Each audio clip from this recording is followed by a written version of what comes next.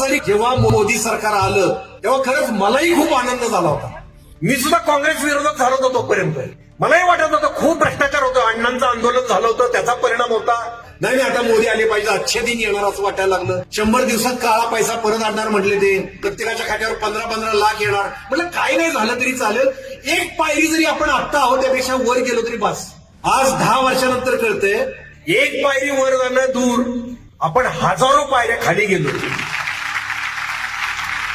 स्वातंत्र्यानंतरच्या सगळ्यात भयानक परिस्थितीत आपण आहोत. अत्यंत नीच घृणास्पद राजकारण चाललंय. तुमच्या खिशातला पैसा रोज लुटतायत ते. शेतकऱ्याला सांगतात तुमच्या खात्यात 2000 टाकले, आपण खुश व्हायचं. भिकारी आहे का आपण? अरे आपलाच पैसा आहे तो. आपल्याला युरिया आपल्या खतं मिळत होती 2014 साली 400-450 एक पोतं मिळायचं. एमआरपी होती 499 रुपये. आज तेच पोतं 1250 मिळतंय. त्याच्यावर एमआरपी दाखवतायत 2500. आज आपल्या धान्याला भाव काय आहे? तो वाढलाय का? तो नाही वाढलेला. इन्कम नाही वाढला आपला. तुमचे लाखो रुपये काढून घेतलेत आणि तुम्हाला 2000 रुपये महिना टाकतायत खात्यावर तुमच्या. तिकडे पंजाब हरियाणाचे शेतकरी तिकडे बॉर्डरवर जाऊन बसलेत, तुमच्यासाठी जाऊन बसलेत. त्याच्यावर गोळीबार होत आहे, त्याच्या अश्रुधुराची नळखंडी फोडली जाते. ह्या बातम्या तुम्हाला दाखवत नाहीत.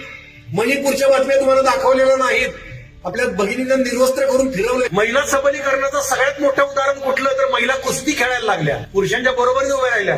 त्या कुस्तीगीर महिला रस्त्यावर आल्या, आमचं लैंगिक शोषण होतंय, त्यांना न्याय मिळाला नाही. आणि छत्रपती शिवाजी महाराजांची बरोबरी करता येते. लायकी आहे का यांची?